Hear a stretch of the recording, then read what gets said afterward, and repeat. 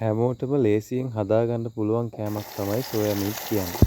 උදේ 5:27යි දැන් වෙලාව අපි උයනවා. මේ විදිහට සෝයා එකක් පෙරට දාගන්නවා.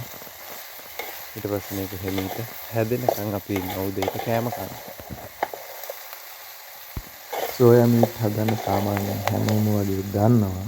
අපි මේක හොඳට කලවම් කරගෙන මේක පොල් කිරි දාලා කිරෙන් තැම්බෙන්න දෙනවා ටික වෙලාවක්. ඊට පස්සේ අපි ගම්මිරිස් කුඩු මේකට එකතු කරගන්නවා.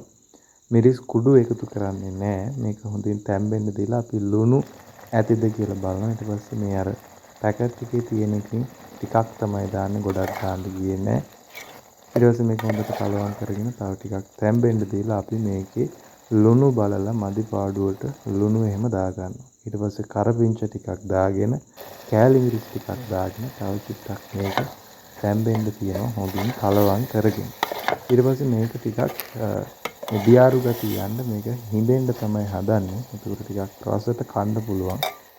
ඒ නිසා අපි දැන් මේක හිඳලා හදලා තියෙන්නේ. දැන් මේක කන්න සුදුසුයි. එහෙනම් මම බත් බෙදාගත්තා. මේ තියෙන්නේ මගේ උදේ කෑම එක. ඒතර සෝයා තියෙනවා. ඊට පස්සේ ඊයේ රෑ උයපු මුකුණු වැන්න මැල්ලුමක් තියෙනවා. ලොකු දේවල් නැහැ. එළවලු 2යි. මේක තමයි මගේ උදේ කෑම එක. එහෙනම් හැමෝටම සුබ දවසක්.